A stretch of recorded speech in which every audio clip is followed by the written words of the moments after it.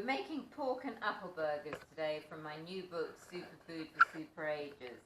In the mixing bowl, I have minced pork, and it's 5% fat minced pork, 2 spring onions sliced, some breadcrumbs, and some Dijon mustard.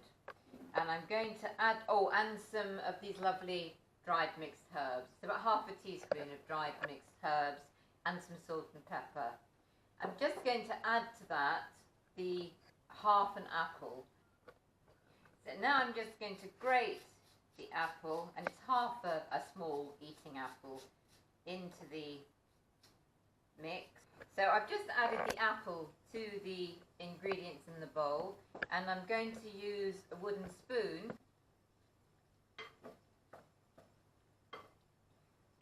You mix the ingredients together, and then I'm going to add some beaten egg to let it bind. For this recipe you need about half a beaten egg or 1 small egg.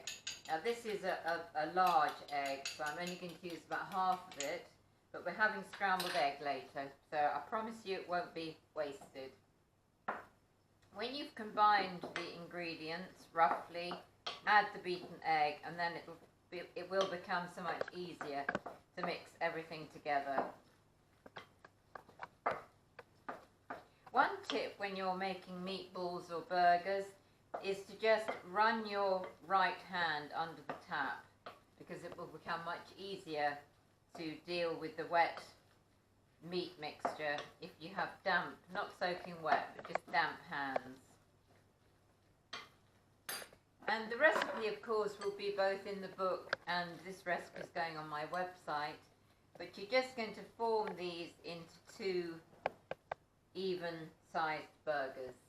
If you've got time, pop them in the fridge for about 20 minutes, but I'm going to cook them straight away for demonstration purposes.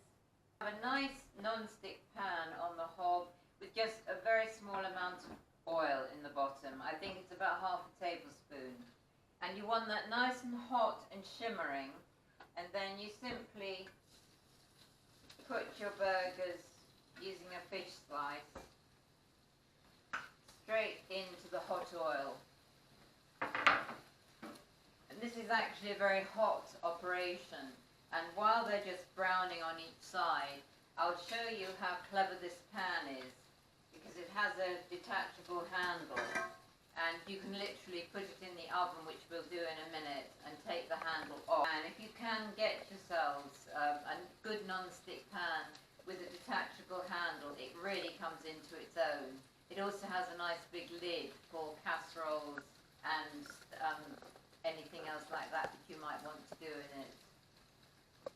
A fairly high heat, not absolutely top whack, but medium high heat until they brown nicely on one side. Then we'll flip them over, brown the other side quickly, and they're going to go in the oven for a quarter of an hour. It takes the guesswork out of cooking burgers. I've just flipped one, and now I'm going to flip the second one, nicely browned, and we'll just let it brown on the other side before we go to the oven. And you'll know when they're brown on the second side, because you'll be able to move them. So don't rush it, just wait for a few minutes, and then you'll find that if you can move the burgers in the pan, they're ready to go in the oven. That means they're fine. So they're now going into the oven at 190, or you could do them at 200 for a quarter of an hour. And I'll show you how clever this pan is again. So they're going into the oven, and I just take my clever handle away, and they'll be ready in a quarter of an hour. Burgers have now had 15 minutes in the oven, and I'm going to use my very clever handle to get the pan out of that hot oven. So this is ingenious, because of course the handle's not hot, and I can just very simply put the burgers, I like them to be really nice and crispy, so that way up. And don't they look nice on the butternut squash?